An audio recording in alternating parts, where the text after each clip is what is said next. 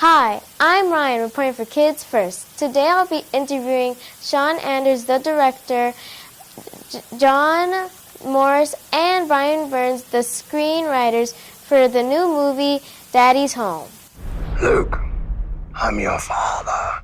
Luke, I'm your stepfather. Now, the first question I have is for Sean Anders. Now, the question is, what do you hope people will take away with them after seeing Daddy's Home? Well, more than anything, because the movie is out during the holidays, I hope that families will go see the movie together and just have a great time together and go home feeling good. Since you're quite the master of directing comedies, did you have to make any changes to make the scene much funnier? Well, this was the first time working with kids where we had our two kids, Owen and Scarlett, in the movie.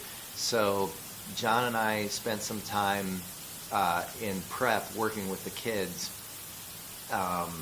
and just really getting used to them and letting them get used to us. And that was probably the biggest difference from other movies to this one. We had worked with kids before, but only in really small roles, and it was the first time where we had these two kids were so important to the movie. So it was something that we had to just learn how to direct kids and how to work with them. And we got lucky because the two kids in the movie were very good actors and very good kids, so that made it easier for us. What made the relationships between Mark Wahlberg and Will Ferrell work in this film? Well, first of all, those two actors have great chemistry together, so that helps.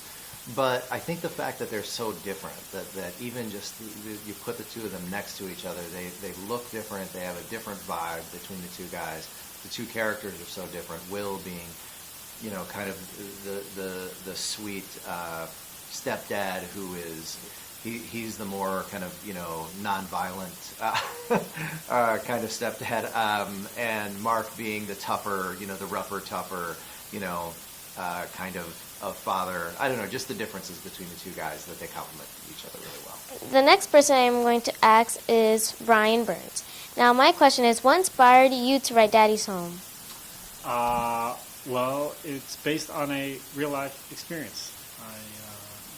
When my wife and I got married, I suddenly became a stepfather. I had two young stepchildren, who at the time I think were about 9 and 6.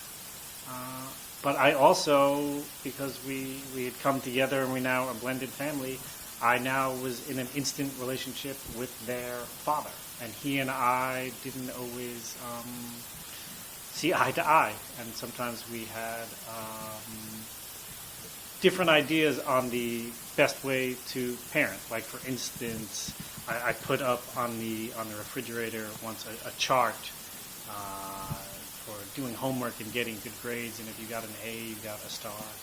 And then a few weeks later, I went into my stepson's room, and there was a different chart there for baseball. And it was if my stepson got a hit, he got $100. If he got a home run, he got $1,000. So we were sort of doing the same thing, but in very different ways.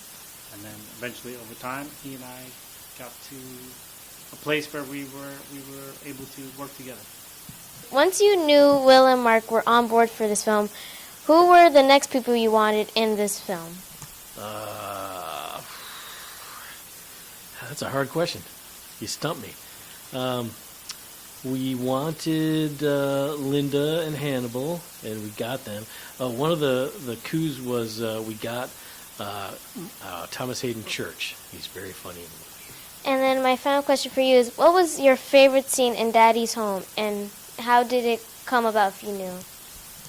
Favorite scene is probably the daddy-daughter dance at the end, based on one of Brian's experiences. Well, thank you for letting me interview you guys, and that's all the questions. Appreciate it. Terrific. Thank you. I'm Ryan, reporting for Kids First. Today I just interviewed the director, Sean Anders, the screenwriter, Brian Burns, and John Morris for the new movie Daddy's Home, which is coming out December 25th. Bye! See you next time.